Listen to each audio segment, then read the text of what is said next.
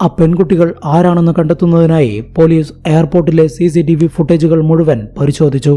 2 പെൺകുട്ടികൾ വന്ന് അദ്ദേഹത്തിന്റെ മുഖത്ത് ലോഷൻ തേക്കുന്നതും അതിനുശേഷം വാഷ്റൂമിലേക്ക് കയറിപ്പോകുന്നതുമെല്ലാം ആ ഫുട്ടേജുകളിൽ വ്യക്തമായി കാണുന്നുണ്ട്.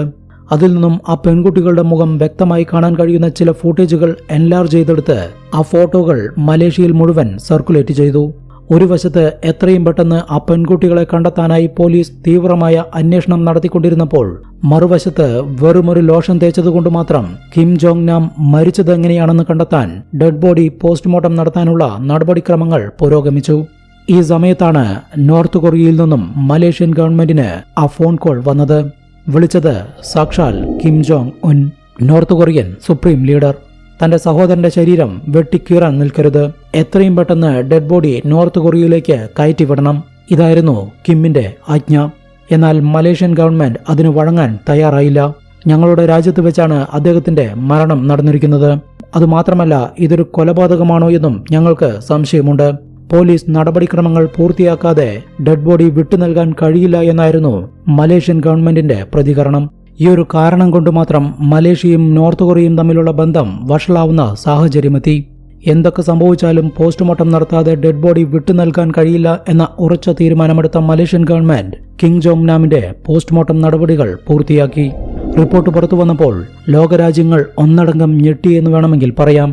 കാരണം VX നിർവേജന്റ് എന്നറിയപ്പെടുന്ന ഒരു മാൻമെയ്ഡ് കെമിക്കൽ വെപ്പണാണ് കിം ജോങ് നാമിന്റെ ജീവൻ എടുത്തിരിക്കുന്നത്. VX നിർവേജന്റ് എന്ന് പറഞ്ഞാൽ ഒരു സാധാരണ കെമിക്കൽ അല്ല, അതൊരു ബയോ വെപ്പണാണ്. അമേരിക്കയുൾപ്പെടെയുള്ള കുറച്ച് രാജ്യങ്ങളുടെ കൈവശം മാത്രമേ VX ഉണ്ടായിരുന്നുള്ളൂ. എന്നാൽ മനുഷ്യരാശിയുടെ നിലനിൽപ്പിന് തന്നെ VX ഭീഷണിയാവുമെന്ന് കണ്ട് അത് നശിപ്പിച്ചു കളയണമെന്ന് പറഞ്ഞ് ലോകരാജ്യങ്ങൾ മുഴുവൻ ചേർന്ന് ഒരു ഉടമ്പടിയിലെത്തിയതാണ്.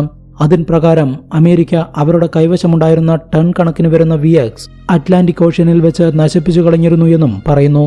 അത്തരത്തിൽ ലോകരാജ്യങ്ങൾ മുഴുവൻ ബാൻ ചെയ്തിട്ടുള്ള VX നിർവേജന്റ് ഉപയോഗിച്ചാണ് ഇപ്പോൾ കിം ജോങ് നാം വധിക്കപ്പെട്ടിരിക്കുന്നത്. VX ഒരു മനുഷ്യന്റെ ശരീരത്തിനകത്ത് കയറിയാൽ അത് അയാളുടെ നെർവസ് സിസ്റ്റത്തെയാണ് ആദ്യം ബാധിക്കുന്നത്. നിമിഷ നേരങ്ങൾക്കുള്ളിൽ മരണം ഉറപ്പാണ്. അതുകൊണ്ടാണ് ആ കെമിക്കലിന് VX നിർവേജന്റ് എന്ന പേര് വന്നത്. അങ്ങനെയാണെങ്കിൽ അതേ കെമിക്കലാണ് ആ പെൺകുട്ടികളും അവരുടെ കൈകളിലാക്കിയിരിക്കുന്നത്. അവർ ഇതിനോടകം മരിച്ചിരിക്കാനുള്ള സാധ്യതകളുമുണ്ട്. ഉടനെ തന്നെ ആ പെൺകുട്ടികൾക്ക് എന്തുപറ്റിയെന്ന് കണ്ടെത്താനും ഇതിനു പിന്നിൽ പ്രവർത്തിച്ചിരിക്കുന്നത് ആരാണെന്ന് കണ്ടെത്താനുമായി മലേഷ്യൻ പോലീസ് അവരുടെ തിരച്ചിൽ ഊർജിതമാക്കി. 2 ദിവസങ്ങൾക്ക് ശേഷം 2017 ഫെബ്രുവരി 15 കോലാലംപൂർ ഇന്റർനാഷണൽ എയർപോർട്ടിൽ വെച്ച് സംശയാസ്പദമായ സാഹചര്യത്തിൽ ഒരു പെൺകുട്ടി അറസ്റ്റ് ചെയ്യപ്പെട്ടു.